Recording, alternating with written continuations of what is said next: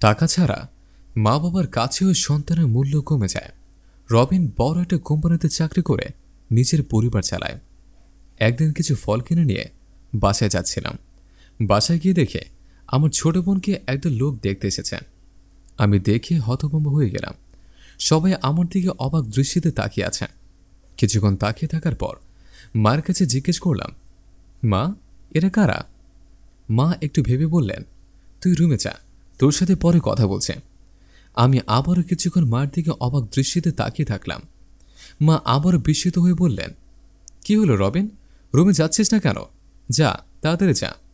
রবিন আর কথা না বলে সোজা ফলের ব্যাগটা টেবিলের উপর রেখে রুমে চলে গেল।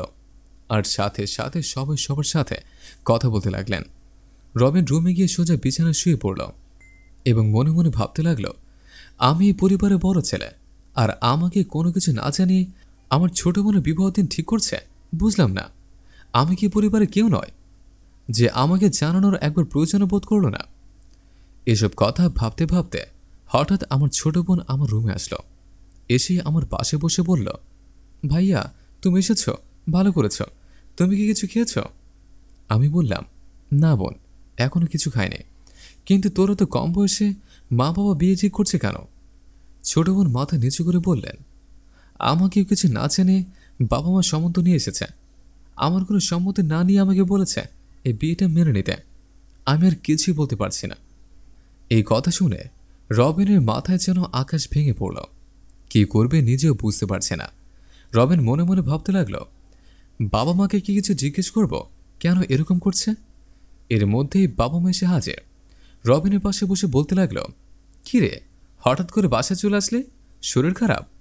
রবিন বিস্ময় হয়ে বললেন, কেন, শরীর খারাপ না হলে কি বাসা আসতে পারবো না? রবিনের মা বললেন, ও মা, হঠাৎ এমন করে কথা বলছিস কেন? তুই কখনো দুপুরবেলায় বাড়িতে আসিস নে, তাই আর কি জিজ্ঞেস করলাম। আসার সময় কিছু নিয়ে আসিস নাই? রবিন বলল, এনেছিলাম, কিন্তু কাকে দিব? বাবা বললেন, কাকে আবার, আমাদেরকে দিবি? রবিন মুচকি হাসি দিয়ে বললেন, বাবা, আমি আর এখন ছোট নেই, আমি এখন বড় হয়েছে। আমার বোঝার মতো বুদ্ধিজ্ঞান আছে। তুমি যদি আমাকে উল্টাপাল্টা বোঝাও, আমি সেটা এখন বুঝব না। বাবা বললেন, তুই আমাদের সাথে এভাবে কেন কথা বলছিস? তখন রবিন বললেন, আমি কি আর সাথে এমনভাবে কথা বলছি? আমি এই বাড়ির বড় ছেলে, আমার উপর অনেক দায়িত্ব কর্তব্য, সেটা আমি অনেক ভালো করে জানি। আর সেই দায়িত্ব আমি পালনও করতেছি। কেন করছি জানো? তোমাদেরকে ভালো রাখার জন্য, আমার ছোট বোনটাকে ভালোভাবে পড়ালেখা করানোর জন্য। একটা বড় নিজের কথা চিন্তা করে নে, সবসময় তোমাদেরকে নিয়ে চিন্তা করেছে। আর তোমরা, ছি মা, ছি, আমার ভাবতেও অবাক লাগেছে তোমরা আমার মা বাবা। রবিনের মা বললেন, দেখ রবিন, তুই এমনভাবে কেন কথা বলছিস আমি বুঝতে পারছি না, কিন্তু আমার কিছু করার নেই। আমার যেটা ভালো মনে হয়েছে আমি সেটাই করেছি।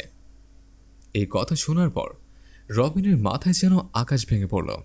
মনে হচ্ছিল রবিন বাসায় আসে রবিনের বাবা মা একদমই খুশি না। এসব কথা ভাবতে ভাবতে রবিন মা বাবা বোনকে রেখে বিছানা ছেড়ে উঠে বাইরে চলে গেলেন। আর সবাই রবিনের দিকে তাকিয়ে থাকলেন। আর রবিনের মা মনে মনে বলতে লাগলেন, ও, আমাদেরকে ইনকাম করে খাওয়াই বলে সবকিছু কৈফিয়ত আমাদের ছেলেকে দিতে হবে নাকি? ওর ইনকাম খাচ্ছি বলে আমাকে কতগুলো কথা শোনারো। আমার মেয়েকে আমি বিয়ে দেব, তা ওর কাছে বলতে হবে কেন? আমার মেয়েকে আমি বিয়ে দিব নাকি কি করব, সেটা আমার একান্ত ব্যক্তিগত ব্যাপার। এই কথা ভাবতে ভাবতে রবিনের মা বিছানা থেকে রেগে মেগে উঠে গেলেন। আর রবিনের বোন আর বাবা চুপ করে নিচের দিকে তাকিয়ে রইলেন। রবিন রাস্তায় গিয়ে হাঁটতে হাঁটতে ভাবতে লাগলেন, আমি কখনোই ভাবতে পারিনি মা আমার সাথে এমন ব্যবহার করবে। দুনিয়াতে সবারই মা বাবা আছে, সবার মা বাবাই চায় তার সন্তান ভালো থাকুক, কিন্তু আমার মা বাবা আমার সাথে এমন কেন করছে? এখনকার যুগে মানুষের যে জিনিসের দামটাই বেশি। কি স্বার্থপর দুনিয়া, বড়ই অদ্ভুত এই দুনিয়া নিয়ম। আপন মানুষগুলো দিনে দিনে স্বার্থপর হয়ে যাচ্ছে।